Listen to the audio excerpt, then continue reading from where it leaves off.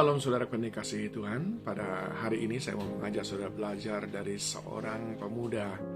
Sebetulnya masih cocok disebut anak-anak, namanya Samuel. Dalam pelajaran kita hari ini, kita akan mengetahui bagaimana Tuhan berbicara kepada setiap pribadi, dan apa yang menghalangi kita tidak bisa mendengar suara Tuhan. Sesungguhnya Tuhan berbicara kepada kita semuanya lewat berbagai hal, tapi kita yang tidak mendengar suara Tuhan. Oleh sebab itu, ketika saudara tidak mendengar suara Tuhan, bukan karena Tuhan berhenti berbicara, tapi karena ada banyak penghalang yang membuat kita tidak bisa mendengar suaranya. 1 Samuel pasal yang ketiga. Samuel yang muda itu menjadi pelayan Tuhan di bawah pengawasan Eli. Pada masa itu firman Tuhan jarang, penglihatan pun tidak sering. Lalu Samuel pasal yang ketiga ayat 2 sampai dengan ayat yang ke-7 menceritakan bahwa Samuel mendengar suara Tuhan. Lalu dia melapor kepada Imam Eli karena dia berpikir Imam Eli yang memanggilnya. Hal itu terjadi sampai 3 kali. Sampai pada akhirnya ayat yang ke-8. Dan Tuhan memanggil Samuel sekali lagi untuk ketiga kalinya. Ia pun bangunlah, lalu pergi mendapatkan Eli serta katanya, "Ya Bapa, bukankah Bapa memanggil aku?" Lalu mengertilah Eli bahwa Tuhanlah yang memanggil anak itu.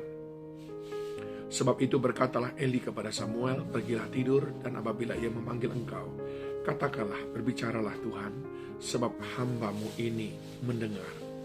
Maka pergilah Samuel dan tidurlah ia di tempat tidurnya. Lalu datanglah Tuhan berdiri di sana dan memanggil seperti yang sudah-sudah, "Samuel, Samuel." Dan Samuel menjawab, "Berbicaralah, sebab hamba-Mu ini mendengarnya." Agak tragis saudaraku, ada seorang nabi yang senior, Imam Eli, imam besar yang biasa melayani di bait Allah. Tentu saja posisi ataupun status sebagai imam tidak bisa dengan mudah disepelekan. Tetapi apa yang terjadi saat itu?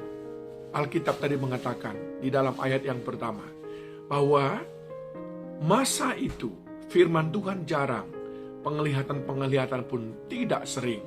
Ini menunjukkan bahwa pada saat itu ada sesuatu yang salah yang sedang terjadi.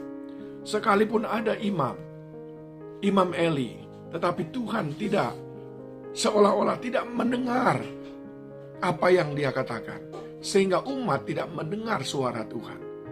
Kalau kita pelajari, apa yang biasanya membuat kita tidak mendengar suara Tuhan, saudaraku? Yang pertama, noise, kebisingan dunia ini, hiruk pikuk dunia ini. Itu yang membuat kita sering tidak mendengar suara Tuhan. Ketika saudara melibatkan diri dengan hiruk pikuk dunia ini, tentu saja saudara tidak punya waktu untuk mendengar suara Tuhan. Ketika apa yang dikatakan dunia ini menjadi hal yang lebih menarik bagi saudara, maka saudara tidak tertarik untuk mengalami perjumpaan dengan Tuhan dan mendengar suara Tuhan. Ketika kasus mengenai Verdi Sambo lebih menarik bagi saudara dibandingkan merenungkan firman Tuhan, tentu Tuhan tidak bisa berbicara kepada saudara. Ketika sebuah informasi bagaimana menjadi cepat kaya, bagaimana menjadi orang yang ternama, itu lebih menarik bagi saudara. Saudara tidak bisa mendengar suara Tuhan. Noise, kebisingan dunia ini menjauhkan kita dari suara Tuhan yang mestinya kita dengar. Yang kedua, kita kehilangan passion, kita kehilangan gairah untuk berinteraksi dengan Tuhan. Kita kehilangan gairah mendengar suara Tuhan. Kita lebih tertarik apa yang dikatakan oleh manusia yang sering sekali berkata tidak jujur.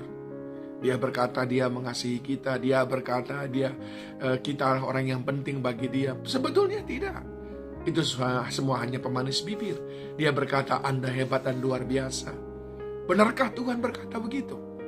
Tapi kita sering sekali kita kehilangan gairah mendengar suara Tuhan karena kita lebih bergairah mendengar apa kata manusia.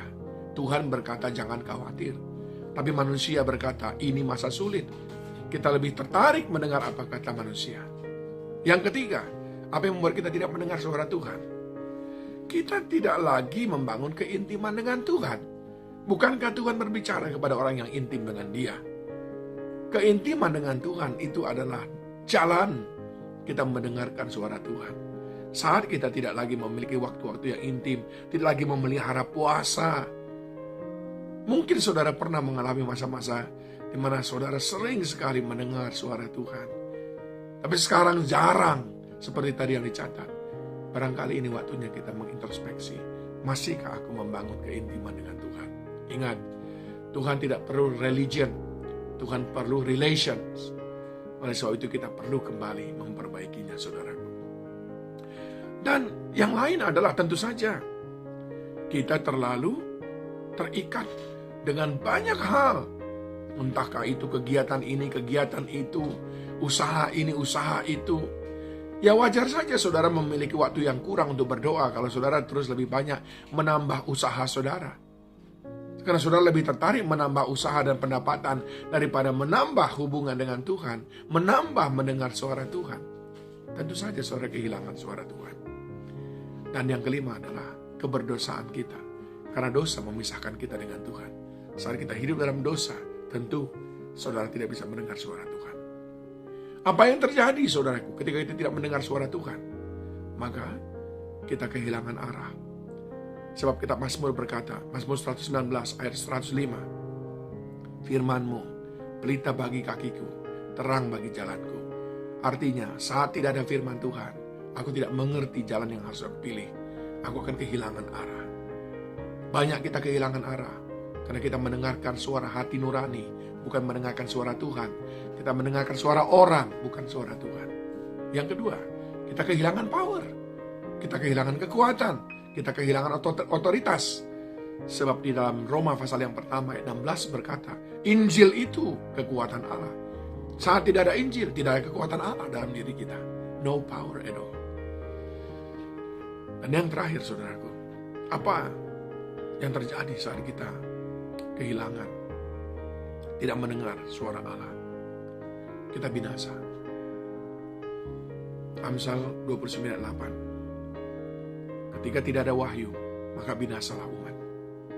Kita binasa, saudara. Bahkan yang paling terakhir, yang keempat, ketika kita tidak mendengar suara Tuhan, maka kita tidak punya standar dalam hidup ini.